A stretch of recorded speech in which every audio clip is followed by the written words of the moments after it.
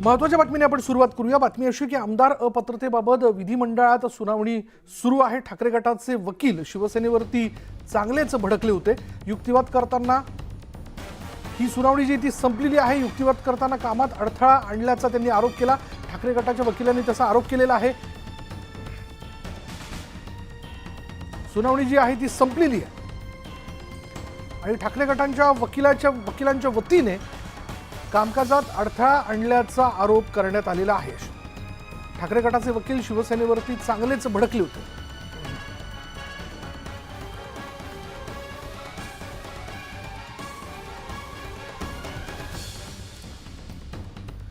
पण आता पुढील सुनावणी जी आहे जे आपल्याला कळतं या सगळ्याच्यात ती 21 नोव्हेंबरला होणार आहे। आमदार अपात्रतेबाबत विधिमंडळात सुनावणीला बरोबर 1 वाजता सुरुवात झालेली होती आणि त्यानंतर आता या सुनावणी दरम्यान असं देखील कळतंय की ठाकरे गटाचे वकील शिवसेनेवरती चांगलेच भडकले होते।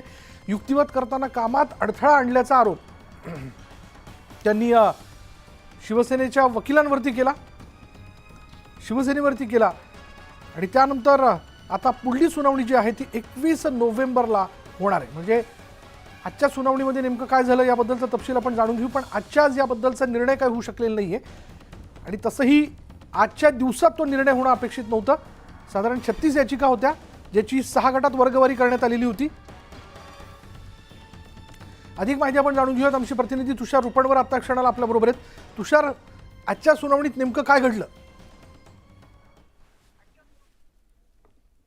आपण जर पाहिलं असेल तर विशाल, आजची सुनावणी संपलेली आहे। आता पुढची सुनावणी 21 नोव्हेंबरला सुरू होणार आहे। मात्र आजच्या सुनावणीमध्ये प्रामुख्याने 2 तासामध्ये जो ठाकरे गटाकडून जी आर्ग्युमेंट करण्यात आली, जो युक्तिवाद करण्यात आला, ह्या युक्तिवादामध्ये ठाकरे गटाचे वकील देवदत्त कामत यांच्याकडून स्पष्ट करण्यात आलेलं आहे, आम्ही एकनाथ शिंदे यांना विजय जोशी यांच्या मेल आय डीवरून मेल पाठवला होता, त्या संदर्भातला व्हीप बजावण्यात आला होता, तुम्ही बैठकीसाठी उपस्थित राहण्यात यावं। त्याचप्रमाणे राजन साळवी यांना मतदान करण्यासंदर्भातला देखील व्हीप बजावण्यात आला होता। मात्र एकनाथ शिंदे यांना कोणत्याही स्वरूपाचा व्हीप मिळाला नसल्याचं या ठिकाणी शिंदे गटाचे वकील यांच्याकडून सांगण्यात आलं। त्याचप्रमाणे ठाकरे गटाकडून आम्ही एकनाथ शिंदेना विजय जोशींच्या ज्या मेल आयडीवरून मेल पाठवला होता त्याचे पुरावे देखील सादर करण्यास तयार आहोत, त्या संदर्भातला पुरावा देखील सादर केला।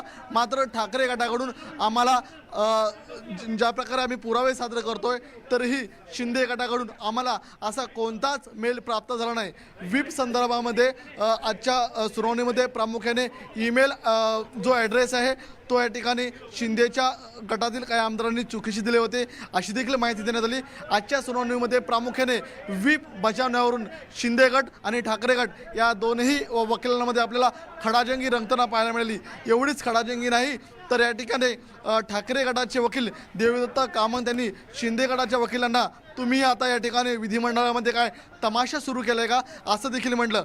ठाकरे गटाकडून वारंवार एकच मागणी केली जात होती आणि विधानसभा अध्यक्षांकडून एकच युक्तिवाद केला। डायरेक्शन दिलेले आहेत की डॉक्युमेंट ॲडमिट किंवा डिनाय करायचे आहे ते 7 तारखेपर्यंत करा।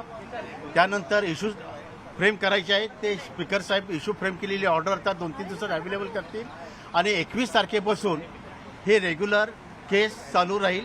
त्याप्रमाणे आता स्पीकर साहेब शेड्यूल देतील। 21 तारखेला पहिला साक्षीदार तपासला जाईल आणि त्यानंतर ही डिस्क्वालिफिकेशनची केस रेग्युलर चालू राहील। पर ज्या पद्धतीने कागदपत्र रेकॉर्डवर घेतलेली गेलेली आहेत, काही रेकॉर्डवर घ्यायचे नाही, ते ऑर्डर स्पेसिफिक होऊन जाईल आज। पर वेळ काढूपणा करू नये असं देखील सांगितलेलं आहे, कारण की तुम्ही दोन्ही गटांकडून आता दिवाळीची सुट्टी आली, 7 तारखेपर्यंत ॲडमिशन अँड डिनायल आहे। त्यानंतर एक्झामिनेशन चीफ म्हणून आहे तो एव्हिडन्स दाखल करायचा आहे, तो 16 तारखेपर्यंत दाखल करायचा आहे आणि 21 पासून रेग्युलर ट्रायल चालू होईल। आज जो एप्लीकेशन था डॉक्यूमेंट्स का वो सब डॉक्यूमेंट्स रिकॉर्ड पे ले लिए, कुछ डॉक्यूमेंट पे स्पीकर साहब का ऑर्डर आ जाएगा।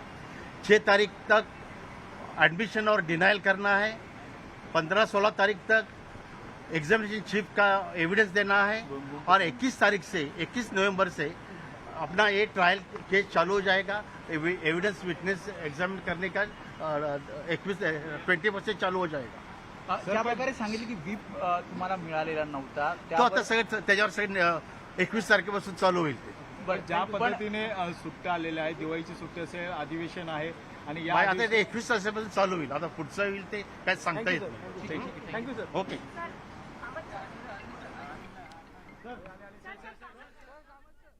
आणि आता आपण पाहिलं की एकीकडे सुनावणी जी आहे ती आजच्या दिवसातली सुनावणी संपलेली आहे आणि पुढे 21 तारखेला पुढली सुनावणी होणार आहे. पण तेच दुसरीकडे मनोज जरांगे पाटील यांच्याशी चर्चा करण्यासाठी म्हणून मंत्रिमंडळाचं शिष्टमंडळ जे आहे ते छत्रपती संभाजीनगरमध्ये पोहोचलेलं आहे.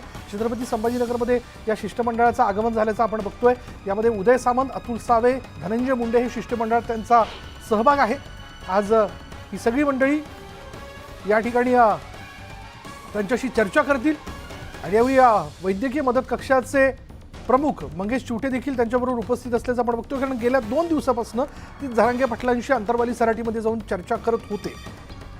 त्यांची मनधरणी करण्याचा, त्यांना समजवण्याचा प्रयत्न करत होते. त्यामुळे अर्थातच गेल्या 2 दिवसात जे काही मुद्दे जरांगे पाटलांकडनं आग्रहाने मांडण्यात आले किंवा यापूर्वी त्यांनी मांडलेले होते त्या मुद्द्यांबद्दलची माहिती, एकूण चर्चेबद्दलची माहिती मंगेश चिवटे यांनी दिली असेलच या शंकाने. त्यामुळे आता हे शिष्टमंडळ आता पुढल्या सगळ्या घडामोडींना घेऊन त्यांच्याशी चर्चा करेल. या शिष्टमंडळात उदय सामंत, राज्याचे मंत्री अतुल सावे, मंत्री धनंजय मुंडे आणि वकिलांचा देखील या शिष्टमंडळात सहभाग आहे. काही महत्त्वाचे मुद्दे मनोज जरांगे पाटलांना समजून सांगण्याचा त्यांचा प्रयत्न असेल. कायदेशीर पातळीवर जर हे आरक्षण टिकवायचं असेल किंवा टिकलं पाहिजे असं या ठिकाणी यापुढे घडावं असं वाटत असेल तर त्या अनुषंगाने थोडा वेळ देखील मागून घेण्याचा प्रयत्न असेल. पण ज्यांच्या कुणबी नोंदी सापडलेल्या आहेत त्यांना सरसकट प्रमाणपत्र देण्याच्या संदर्भातल्या प्रक्रियेला सुरुवात झालेली आहे. नांदेडमध्ये आज तिथल्या जिल्हाधिकाऱ्यांच्या मार्फत या प्रक्रियेची सुरुवात करण्यात आली आहे. राज्यातही म्हणजे मराठवाड्यात इतर ठिकाणी जी देखील कुणबी नोंदी सापडल्यात तिथं देखील सरसकट कुणबी प्रमाणपत्र तिथं दिलं जात आहे. त्यामुळे आता पुढे सगळ्यांनाच सरसकट कुणबी प्रमाणपत्र द्यावं ही जी मागणी मनोज जरांगे पाटलांनी केलेली आहे ती कायद्याच्या चौकटीत टिकावी, कायदेशीर पातळीवर टिकावी या अनुषंगाने हे शिष्टमंडळ त्यांच्याशी चर्चा करेल, त्यांना समजवण्याचा प्रयत्न करेल किंवा त्यांच्याकडनं देखील त्यांचं म्हणणं जे आहे ते त्यांच्यासमोर मांडण्यात येईल. कारण आत्तापर्यंत जर आपण पाहिलं तर मनोज जरांगे पाटलांनी आपली भूमिका अगदी स्पष्टपणे मांडली. त्यांनी असं म्हटलंय, जोपर्यंत मराठ्यांना आरक्षण मिळत नाही तोपर्यंत मी पाण्याचा एकही थेंब घेणार नाही असं त्यांनी स्पष्ट केलं आहे. त्यांची प्रकृती दिवसेंदिवस आपण बघतोय ढासळत चाललेली आहे आणि आज काल झालेल्या बैठकींचा एकूण सिलसिला, झालेली चर्चा लक्षात घेता आता आज मंत्रिमंडळाचं एक शिष्टमंडळ अंतरवाली सराटीमध्ये पोहोचेल. थोड्याच वेळात ते पोहोचणार आहे, ज्यामध्ये वकिलांचा, राज्यातील मंत्र्यांचा समावेश आहे. अधिक माहिती आपण जाणून घेऊयात. आमचे प्रतिनिधी अविनाश कानडजी आपल्याबरोबर आहेत. अविनाश, यातली सगळ्यात सकारात्मक बाब म्हणजे मनोज जरांगे पाटील राज्यातल्या मंत्रिमंडळाच्या शिष्टमंडळाशी चर्चा करण्यास तयार झाले आणि आता ते शिष्टमंडळ साधारण किती वेळात अंतरवाली सराटीमध्ये पोहोचेल, काय अंदाज? नक्कीच कोणत्याही क्षणी आता शिष्टमंडळ हे अंतरवली सराटीमध्ये पोहोचेल. छत्रपती संभाजीनगर विमानतळावर शिष्टमंडळाचं आगमन झालेलं आहे. त्या ठिकाणून जर आपण इथपर्यंतचं अंतर बघितलं तर 70 किलोमीटरचं हे अंतर आहे आणि हा ताफा येण्यासाठी अवघे काही 40 ते 42 मिनिटं या ठिकाणी येण्यासाठी लागतात. कोणत्याही क्षणी आता हे संपूर्ण शिष्टमंडळ अंतरवली सराटी या ठिकाणी येतील. आपण जर बघितलं तर मनोज जरांगे पाटील हे सकाळपासूनच आराम करतायत. कालपासून त्यांनी पाण्याचा सुद्धा त्याग केलाय, त्यामुळे त्यांची तब्येत थोडीशी खालावलेली आहे, त्यामुळे ते आराम करतायत. तर दुसरीकडे जर बघितलं तर संपूर्ण जो मराठा समाज या ठिकाणी एकत्र झालेला आहे. खरं तर ज्यावेळेसपासून घोषणा करण्यात आली होती, बच्चू कडू रात्री आले होते, त्यांनी सांगितलं होतं की उद्या शिष्टमंडळ येईल आणि तेव्हापासूनच संपूर्ण राज्यभरात हा मेसेज गेला आणि हा मेसेज गेल्याच्या नंतर मोठ्या प्रमाणात मराठा समाज अंतरवली सराटीकडे रवाना झालाय. इथं जर आपण बघितलं तर सर्वात मोठी गर्दी देखील या ठिकाणी जमा झाली आहे. कारण की आता कुठं संपूर्ण समाजाला असं वाटतंय किंवा जरांगे पाटील यांच्यावर देखील त्यांचा विश्वास आहे की शेवटचा तोडगा म्हटल्याच्या नंतर कुठेतरी सरकार आता आपल्या पदरात काहीतरी देईल अशी त्यांची भावना आहे. मात्र काल जर आपण बघितलं तर ज्यावेळेस जरांगे पाटील यांनी आपली भूमिका स्पष्ट केली होती, मी वेळ देण्यासाठी तयार आहे, मला चौकशीही करायची आहे, मात्र तो वेळ तुम्हाला कशासाठी लागणार आहे, त्या वेळ घेऊन तुम्ही किती दिवसात देणार आहे हे संपूर्ण मला एकदा सांगा आणि त्यानंतर आम्ही ठरवू तुम्हाला वेळ किती द्यायचा आहे. अप्रत्यक्षपणे मनोज जरांगे पाटील यांना सरकारला त्यांनी एक निमंत्रणच दिलं होतं. त्यामुळे सरकारचं शिष्टमंडळ आता या ठिकाणी येतंय. यामध्ये सर्वात महत्त्वाची भूमिका जी बजावली आहे ती म्हणजे आमदार बच्चू कडू यांनी. कारण कोणत्याही गावामध्ये जाण्यासाठी आपण जर बघितलं तर नेत्यांना बंदी घालण्यात येते, बंदी करण्यात येते, मात्र बच्चू कडू यांना या ठिकाणी येण्यासाठी परवानगी दिली गेली होती आणि ते सहज या ठिकाणी पोहोचू शकले आणि त्यानंतर त्यांनी ही संपूर्ण शिष्टाई केली. मात्र हा संपूर्ण समाज आता या ऐतिहासिक क्षणाचा किंवा काहीतरी सरकारकडून घोषणा होईल किंवा कमी दिवसाचा कालावधी कालावधी घेऊन सरकार नक्की आम्हाला आरक्षण देईल अशी त्यांची भूमिका आहे. त्यासाठी सर्वजण या ठिकाणी जमलेत. तर जर काल संध्याकाळपासून जर आपण बघितलं तर जरांगे पाटलाची एक भूमिका मात्र नक्की आहे की सरकार वेळ किती मागतंय हे मी अगोदर बघेन आणि त्यानंतर देईल. मात्र जरी सरकारने वेळ मागितला आणि आरक्षण देतो म्हटलं असलं तरी किती दिवसात देणार हे माहीत नसलं तरी माझं उपोषण हे थांबणार नाही. मात्र सरकारसोबत मी चर्चेला तयार आहे आणि त्यातून जर काही मार्ग निघाला तर उपोषण जरांगे पाटील काय निर्णय घेतात हे पाहावं लागेल. मात्र सरकार आता जो जरांगे पाटील यांनी सांगितल्याप्रमाणे हा शेवटचा तोडगा असेल, शेवटची चौकशी असेल, त्यानुसार आता जरांगे पाटील हे नक्की कोणत्या पद्धतीचा तोडगा मान्य करतात आणि सरकार नेमकं काय घेऊन येत आहे. कारण की आपण या शिष्टमंडळात जर बघितलं अतिशय वरिष्ठ मंत्रिमंडळातले मंत्री या ठिकाणी येत आहेत. त्यामध्ये कृषी मंत्री धनंजय मुंडे असतील, जालना जिल्ह्याचे पालकमंत्री अतुल सावे, छत्रपती संभाजीनगरचे पालकमंत्री संदीपान भुमरे, त्यासोबत मुख्यमंत्र्याचे अतिशय निकटवर्ती जे सातत्याने 3 ते 4 दिवसापासून या ठिकाणी येत आहेत, जरांगे पाटील यांच्यासोबत संवाद साधताय ते म्हणजे मुख्यमंत्री वैद्यकीय सहाय्यता निधी कक्षाचे प्रमुख मंगेश चिवटे हे देखील या मंत्रिमंडळाच्या जे मंत्री आहेत, जे शिष्टमंडळ या ठिकाणी येत त्यांच्यासोबत ते देखील आहेत. शिष्टमंडळाच्या चर्चेमध्ये अविनाश नेमकं काय घडतंय याबद्दलचा अपडेट घेण्याकरता आम्ही वेळोवेळी आपल्याकडे येत राहू. पण याचबद्दलची पुढची घडामोड अशी की मनोज जरांगेंच्या उपोषणाचा आजचा 9वा दिवस आहे. सरकारकडून जरांगेंची समजूत काढण्यासाठी शिष्टमंडळ रवाना झालंय. बच्चू कडूंनीही जरांगेंची समजूत काढण्याचा प्रयत्न केला. दरम्यान जरांगे यांची तब्येत बिघडू न देण्याची जबाबदारी माझी असल्याचं त्यांनी म्हटलंय.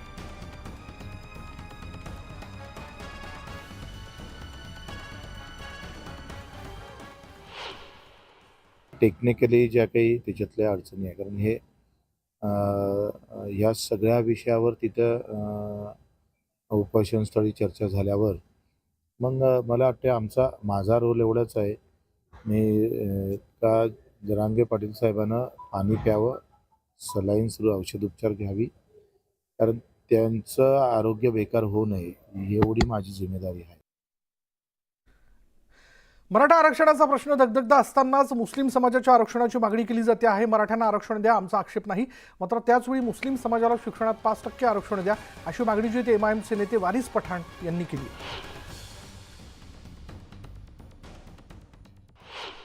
मराठाओं को रिजर्वेशन दो, हमको कोई ऑब्जेक्शन नहीं है, मगर साथ ही साथ हम ये चाहते हैं कि मुसलमानों को भी रिजर्वेशन मिले. ये कमेटी के रिपोर्ट्स है, Sachar committee, Mahmoodur Rahman committee, Ranganath Mishra committee, तमाम कमेटी के रिपोर्ट ये दर्शाते हैं कि मुसलमान पिछड़ा हुआ वर्ग है, सोशली एजुकेशनली बैकवर्ड है, उसको रिजर्वेशन मिलना चाहिए. हमने तो विधानसभा में भी खड़े रहकर कहा कि मराठाओं को रिजर्वेशन दो, हमको ऑब्जेक्शन नहीं है, मगर साथ ही साथ मुसलमानों को रिजर्वेशन मिलना चाहिए. दुसरीकडे बीडमधील जाळपोळ आणि दगडफेकीच्या घटनेनंतर तब्बल 48 तासांनंतर बीडमधील जनजीवन पूर्वपदावरती आलंय. 2 दिवसांपूर्वी बीडमध्ये झालेल्या हिंसाचारामध्ये मोठी जाळपोळ झाली होती. आज प्रशासनाने पुढाकार घेत बाजारपेठांमधील सर्व व्यवहार सुरळीत सुरू झालेले आहेत. तर मुख्य बाजारपेठ देखील तिथं गर्दी झाल्याचं बघायला मिळतं. हिंसाचारानंतर पूर्वपदावर येत असलेल्या बीड शहरातील मुख्य मार्केट सुभाष रोडचा आढावा घेतलाय आमचे प्रतिनिधी सुरेश जाधव यांनी. मराठा आरक्षण आंदोलनाला बीड जिल्ह्यामध्ये हिंसक वळण लागल्यानंतर तब्बल 48 तासानंतर आज बीड शहर हे पूर्वपदावर आलेलं आहे. ज्या ठिकाणी हा गोंधळ झाला होता, ज्या ठिकाणी दगडफेकीच्या आणि जाळपोळीच्या घटना घडल्या होत्या, मी त्याच स्पॉटवरती आहे. अण्णाभाऊ साठे चौक आहे आणि हे बीड शहरातलं मुख्य मार्केट आहे. हा सुभाष रोड आहे. या सुभाष रोडवरती आत्ता कुठं ही जी बाजारपेठ आहे ती बाजारपेठ खोललेली आहे. काल देखील जर आपण बघितलं तर काल बाजारपेठ उघडण्याच्या संदर्भात आवाहन पोलीस प्रशासनाने केलं होतं. मात्र अफवांमुळे काल ही बाजारपेठ उघडली गेली नव्हती. मात्र आज पूर्ण क्षमतेने लोक रस्त्यावरती उतरले आहेत आणि बाजार जे व्यापारी आहेत त्यांनी देखील दुकानं सुरू केलेली आहेत. मात्र या दुकानांना संरक्षण देण्याच्या अनुषंगाने कुणी अफवा पसरू नये या अनुषंगाने पोलीस प्रशासनाचा देखील बंदोबस्त आहे. रस्त्यावरती पोलीस उतरलेले आहेत. विशेष म्हणजे आज शांतता रॅली देखील काढण्यात आली. यामध्ये पोलीस प्रशासन, महसूल प्रशासन, त्याचबरोबर मराठा समन्वयक, व्यापारी या सगळ्यांनी एकत्रित सर्वपक्षीय ही रॅली काढली गेली होती आणि या रॅलीच्या माध्यमातून सर्व व्यापाऱ्यांनी दुकानं उघडी ठेवावी अशा पद्धतीने देखील आवाहन केलं गेलं आणि बीड शहराची जी शांतता आहे ती शांतता कुणीही भंग करू नये अशा पद्धतीने देखील आवाहन या माध्यमातून करण्यात आलेलं आहे. कॅमेरा प्रकाश जाधव सोबत सुरेश जाधव, न्यूज 18 लोकमत, बीड. बीड शहरात प्रशासन आणि सर्वपक्षीय संघटना नेते, मराठा क्रांती मोर्चाचे समन्वयक त्यांच्यासह पोलिसांनी शांतता रॅली काढली. यावेळी नागरिकांना शहर सुरू करण्याचं देखील आवाहन करण्यात आलं. बीड शहरात 2 दिवसांपूर्वी झालेल्या हिंसाचार जाळपोळीच्या घटनेनंतर बीडचे जिल्हाधिकारी, पोलीस अधीक्षक यांच्यासह सर्वपक्षीय कार्यकर्ते या शांतता मार्चमध्ये सहभागी झाले होते. परवाचा प्रकार तो झाला, तो मराठा समाजाने केलेला नाही. त्याच्या मागे कुणीतरी हे मराठा समाजाला गालबोट लावण्यासाठी आणि मनोज भाऊ जरांगे यांच्या आंदोलनाला गालबोट लावण्यासाठी हे केलेलं आहे. 2 दिवसापूर्वी आपल्या बीड शहरामध्ये जो काही हिंसक आंदोलन झालं त्याचं मराठा समाजाच्या वतीने आम्ही निषेध करतो. सुव्यवस्थेचा परिस्थितीचा प्रश्न निर्माण झाला होता. त्या संदर्भात आपण गुन्हे दाखल केलेले आहेत. आम्ही आता 2 फ्रंटवर काम करतो. एक ते जिल्ह्यामध्ये आणि शहरामध्ये शांतता राखण्यासाठी जे आवश्यक ते उपाययोजना ती करतो आहे. त्याशिवाय तपासाची जी गती आहे ही आम्ही ॲक्सेलरेट केलेली आहे.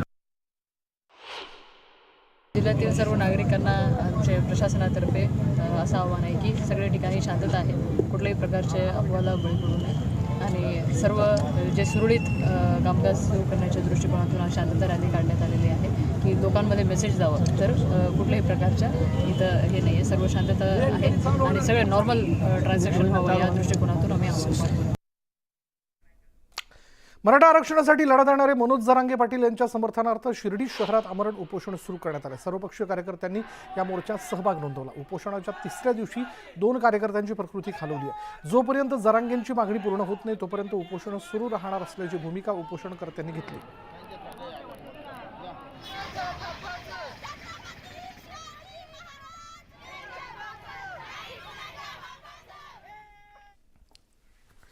आणि आता एक ब्रेकिंग न्यूज अशी आहे की मराठा आरक्षणाविरोधात गुणरत्न सदावर्तेंनी याचिका दाखल केली आहे. मुंबई हायकोर्टात 8 नोव्हेंबरला या संदर्भातली सुनावणी होईल. ॲडव्होकेट गुणरत्न सदावर्ते विरुद्ध मराठा आरक्षण आंदोलन. आता अशी परिस्थिती पुन्हा एकदा बघायला मिळते. मराठा आंदोलनाविरोधात त्यांनी याचिका दाखल केली आहे आणि खुद्द ॲडव्होकेट गुणरत्न सदावर्तेंनी ही याचिका दाखल केल्याचं कळतंय. 8 नोव्हेंबरला यावरती सुनावणी होणार आहे. अधिक माहिती आपण जाणून घेऊयात. आमचे प्रतिनिधी प्रशांत बाग त्या क्षणाला आपल्याबरोबर आहेत. प्रशांत, काय तपशील? विषय आपल्याला माहिती आहे की ॲडव्होकेट गुणरत्न सदावर्ते आणखी मराठा आरक्षण या दोघांच्या एकमेकांविरुद्ध असलेले वाद काही नवे नाही आहेत, अनेक जुने वाद आहेत. आणि या सगळ्या प्रकरणामध्ये मराठा आरक्षण जे देण्यात आलं होतं त्या विरोधात सुद्धा यापूर्वी सुद्धा गुणरत्न सदावर्ते यांनी याचिका दाखल केली होती. आता कायद्यानं 2 वर्ष त्यांना प्रॅक्टिस करायला परवानगी नक्कीच नसल्यामुळे पण याचिकाकर्ता म्हणून गुणरत्न सदावर्ते यांनी मुंबई उच्च न्यायालयात ही याचिका दाखल केली. 8 नोव्हेंबर याची सुनावणी होते. पण आपल्याला लक्षात घेतलं पाहिजे की महाराष्ट्र राज्याचे अतिरिक्त मुख्य सचिव गृह खाते यांना त्यांनी पार्टी केलेलं आहे. हे आंदोलन ज्या प्रकारे होत आहे आणि या आंदोलनामध्ये ज्या प्रकारे हिंसक वळण घेतलेलं आहे, मनोज जरांगे पाटील यांची भूमिका, त्यांनी केलेलं आवाहन, आणखी त्यानंतर होत असलेली तोडफोड, जाळपोळ, महाराष्ट्रामध्ये अनेक वेगळे समाज घटक यांना वेठीस धरण्याचं काम या आंदोलनाचं जे हिंसक वळण झालं त्यामुळे होतं. अशा प्रकारचे अनेक गंभीर आक्षेप गुणरत्न सदावर्ते यांनी याचिकेत नोंद केलेले आहेत. अर्थात हायकोर्टाने ही याचिका दाखल करून घेतली आहे. 8 नोव्हेंबरला या याचिकेवर होणारी सुनावणी सगळ्यात महत्वाची आणि सगळ्यात महत्वाचं गृह खात्याचे अतिरिक्त मुख्य सचिव आणि राज्याचे महाधिवक्ता बिरेंद्र सराफ यांना सुद्धा 8 नोव्हेंबरला हजर राहण्याचे आदेश कोर्टानं दिलेले आहेत. बघूया, गुणरत्न सदावर्ते आणि मनोज जरांगे पाटील वाद हा अधिकाधिक चिघळणार असं आपल्याला दिसतंय. कारण काही दिवसापूर्वीच गुणरत्न सदावर्ते यांच्या वाहनांची तोडफोड सुद्धा 3 आंदोलकांनी केली होती. त्यांना जामीन मिळाला. माझगाव कोर्टातनं ही गोष्ट जरी खरी असली तरीही या दोघांमधले वाद काही शमणार नाहीये. आता अजून नवीन काय सुरू होत आहे हे बघणं महत्वाचं ठरणार आहे.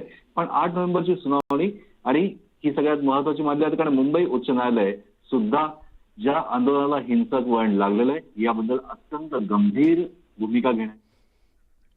धन्यवाद प्रशांत या सगळ्या माहितीबद्दल. पाहूयात आता 8 नोव्हेंबरला या संदर्भातली सुनावणी होईल आणि मुंबई हायकोर्ट काय निर्णय देत आहे.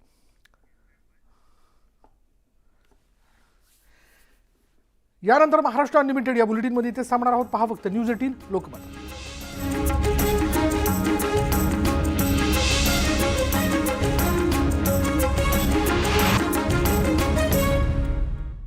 प्रायोजक